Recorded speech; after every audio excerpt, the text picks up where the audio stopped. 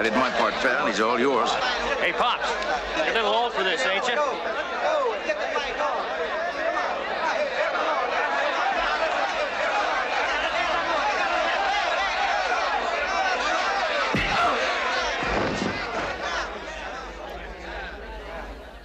Charles Bronson, one of my favorite all-time movies.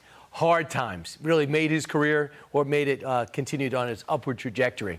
My next guest lives as a bare-knuckle fighter since he was a kid. He is the best, maybe that ever was. He's an undefeated champion. You probably don't know of him yet unless you follow the underground world of bare-knuckle boxing, where punches are thrown without any pads on their hands. The sport has been around for over 300 years, held underground at secret locations with fans paying a premium price to watch and bet on each and every fight. In fact, you can't even tell who the fighters are. Everyone is dressed in street clothes just in case they got to get out of there right away because of a raid. That is until now, where bare-knuckle boxing is legal in almost half the country. Bobby Gunn is here now. He has never lost a fight, over 70 victories. He grew up in Canada, which is close to here, moving from hotel room to hotel room with his parents, hustling and fighting to get by. And a tough story that you can only imagine. You would think I made it up. When you read it in the book, you're not going to believe it, but it all happened. His first fight, bare-knuckle fight, age of 13, fighting grown men in parking lots for cash because his dad would be the matchmaker. He now has a book out about his life, surviving these underground street fights against biker gangs, white supremacists, and these horrible Irish and Italian people, Russian mobsters as well, and all different shady characters along the way. Joining us right now is the author of this brand new book, Bare-knuckle, Staten Bonner, and the real-life undefeated fighter himself, Bobby Gunn, 73-0. Welcome, guys. Thank you so much, Brian, for having me on. First off, bare-knuckle fighting. Tell me about what it means to your family and history. Well, it means everything. It's pride, honor. You fight your heart out. You fight for your blood. You fight for your name. And when I fought, I was just not fighting for myself. I was fighting my dad, my grandfather, my name, my race of people I come from. It's just something, sir, that I can't explain to you. You would die for. Tough as nails. You guys lived almost like a gypsy life, going from place to place, pulled out of school at the age of 8 years old. Your dad did that, and just a very tough upbringing in every way. Now, Staten, how did you get attracted to this story and put in perspective what bare-knuckle boxing has meant to America? Yeah, as a journalist, I got to tell you, this is the most amazing story I've ever come across. Bobby Gunn is a true underdog, rocky tale. Grew up, his father pitting him in bare-knuckle fights against grown men at age 11.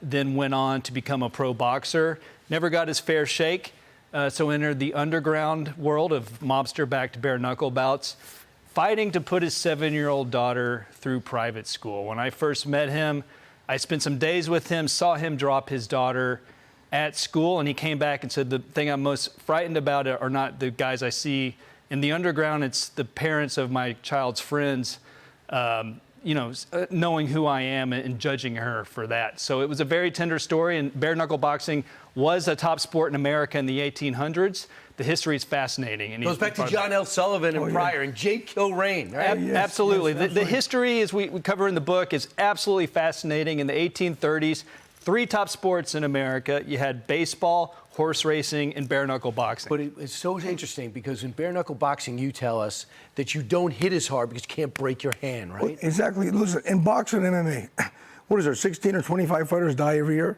What I know in bare-knuckle boxing, what I understand, it's only been 2 that ever reported dead. Now, each fighter that really knows bare-knuckle boxing, it's not boxing, it's a different sport. But you don't hit as hard. You hit maybe 30, 40% power in your hands. You don't want to break your hand. Right. Now, it looks more dangerous, but it really is not dangerous. It's way more safer than boxing. During the day, you're pouring asphalt. You're just doing everything to make ends meet. That's it. And then at the end, you'll go fight in a warehouse somewhere, make some money, and leave. Why do you say that fighting for the mobsters is probably one of the safest things you can do? Well, listen why? Because they all treat me good.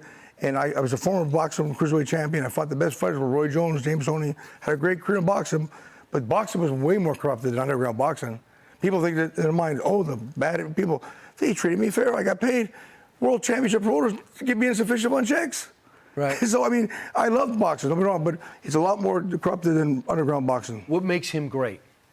Bobby Gunn's heart is what makes him great. You know, I was fascinated because he's a father, he's a Christian, you know, and he's a devoted family man. So it was this real dichotomy going into this world with Bobby into these underground matches and seeing him survive in the most rough, extreme environments. But at the end of the day, he just wanted to get back to his family. Bobby, your dad drank too much. Your dad never gave you a gift. Never praised you after a victory. When you're in a fight, your nose is broken. And what did he do?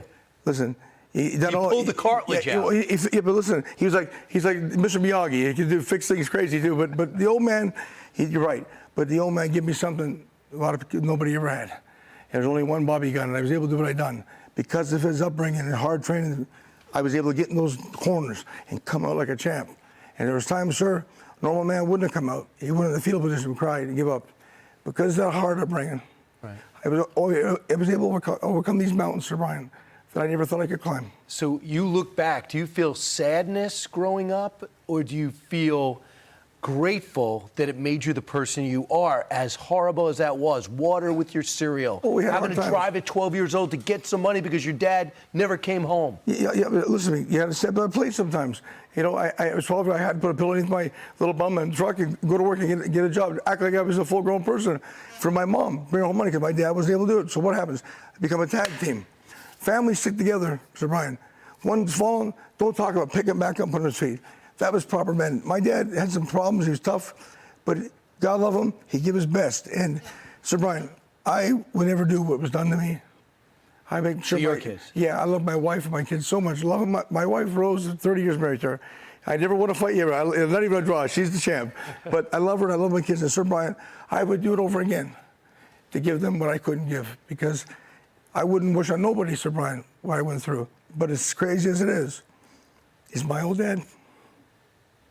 I gotta love him. Great job. Thank you. God bless you guys. Hi, everyone. I'm Brian Kilmeade. I want you to do me a favor. I want you to click to subscribe to the Fox News YouTube page. This is the only way that I know for sure that you're not going to miss any great commentary, any great news bites, any great interviews coming your way on Fox. You can get it all here on YouTube. So subscribe right now.